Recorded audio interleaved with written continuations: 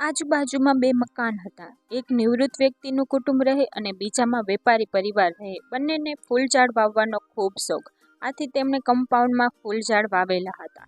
વેપારીના ફૂલઝાડને ખૂબ ધ્યાન રાખે, ખૂબ કાળજી લે. નિવૃત્ત ઓછું ધ્યાન રાખે અને ઓછી કાળજી લે.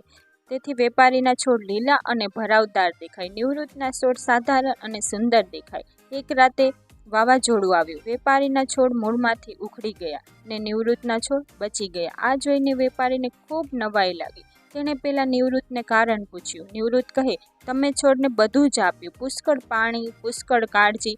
છોડને પોતાની રીતે કશું જ મેળવવાની જરૂર ન પડી. મેં છોડને ઓછું પાણી આપ્યું અને થોડીક કાળજી પણ ઓછી લીધી. તેથી તેણે જમીનમાંથી પોતાની રીતે પાણી ખેંચવું પડ્યું અને તેથી તેના મૂળ ઊંડા ગયા. જ્યારે તમારા ઝાડના મૂળ ઉપર જ રહ્યા, કેમ કે તમે તેને બધું જ આપી દીધું. આ વાત બાળ ઉછેરમાં પણ લાગુ પડે છે. મા બાપ તરફથી પ્રેમ મળવો તે જરૂરી છે, પરંતુ તેનો અતિરેક બાળકના વિકાસ માટે રૂંધાઈ જાય છે.